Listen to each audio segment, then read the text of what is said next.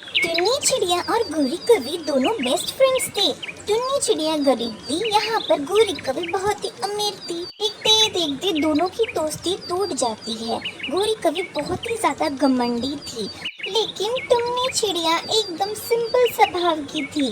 टुन्नी चिड़िया की माँ बहुत ही बीमार पड़ जाती है, इसलिए टुन्नी चिड़िया काम ढूंढने के लिए बाहर जाती है। तभी उसको एक पार्लर दिखता है। फिर टुन्नी चिड़िया सोचती है कि पार्लर के अंदर तो कोई ना कोई काम मिल ही जाएगा। अब बोलो चिड़िया, तुम्हें क्या करवाना है?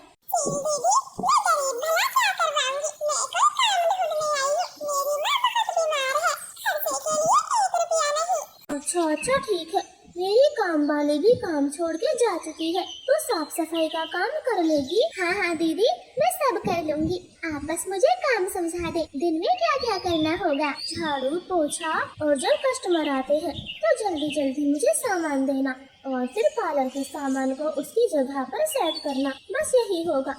इसकी तनख्वाह 8,000 होगी। बोलो मंजूर है? हाँ दीदी, मुझे मंजूर है, मैं आज से ही काम पर लग जाती हूँ।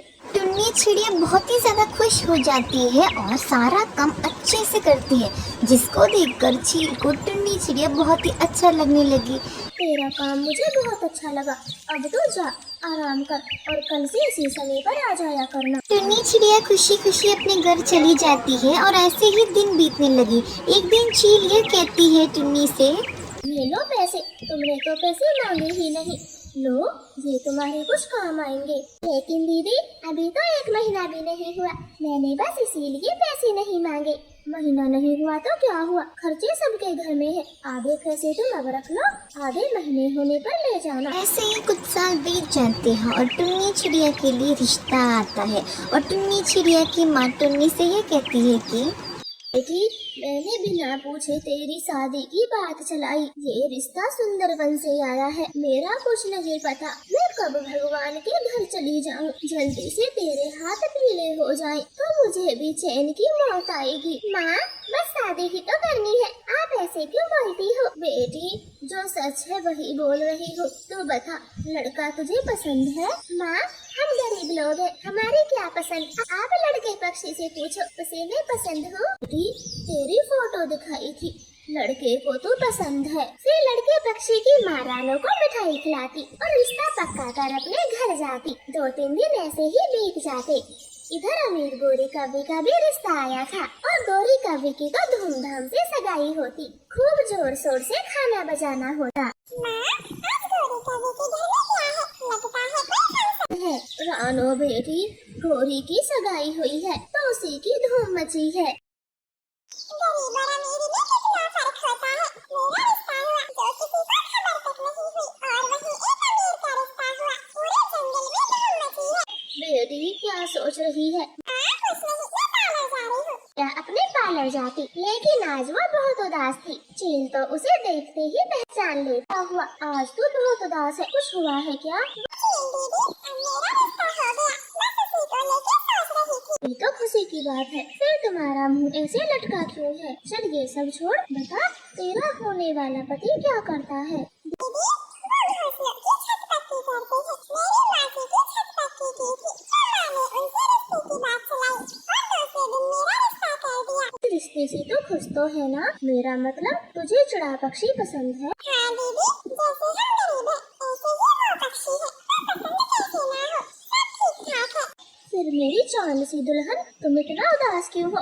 अब मुझे खुल के बता। टुन्नी चिड़िया सारी बात चील को बताती। अच्छा मेकअप भी नहीं करवा सकती, मेरे पास तो उसकी फीस भी नहीं है। इसकी चिंता तू मत कर, मैं तेरा ऐसा मेकअप करूंगी कि पूरा जंगल देखता रह जाएगा, और पैसों की चिंता बिल्कुल मत करना, ये मेरी तरफ से तुम्हारे लिए फ्री होगा। ये गोरी कवि अपनी महंगी कार में आती और बड़ा सा ब्राइडल लहंगा लेकर चील को दिखाती। चील दीदी, ये मेरा ब्राइडल लहंगा है, मुझे बिल्कुल ऐसा ही मेकअप चाहिए, एकदम हैवी टाइप। हाँ मैडम, सब हो जाएगा, आप चिंता न करें, लेकिन फीस पूरे 40,000 रुपए होगी। हाँ, पैसों की चिंता किसको है? ऐसे बोलते हुए गोरी की नजर चिड़िया पर जाती। चिड़िया, तुम यहाँ कैसे? अच्छा, मेकअप कराने आई होगी। सुना है तेरी भी शादी उसी दिन है जिस दिन की मेरी शादी है। हाँ मैम साहब, चिड़िया भी मेरे पास मेकअप कराने आई है और इन्होंने भी पूरी 40,000 फीस दी है। अच्छा, इस गरीब ने 40,000 रुपए जमा करवा दिए। वैसे तो काम भी तो करती है, जोड़ दिए होंगे। लेकिन मेरे लहंगे पर नजर न डालना, ये पूरे 50,000 का है। तेरे तो सपने में भी नहीं होगा। जैसे तैसे मेकअप तो करा लेगी। फिर गौरी कवि वहाँ से चली जाती है। ऐसे ही कुछ दिन बीत जाते हैं और आज शादी का दिन आ ही गया था। सब लोग बहुत ही ज्यादा एक्साइटेड थे। गौरी कवि और टुन्नी चिड़िया दोनों चील के पास मेकअप कराने आए।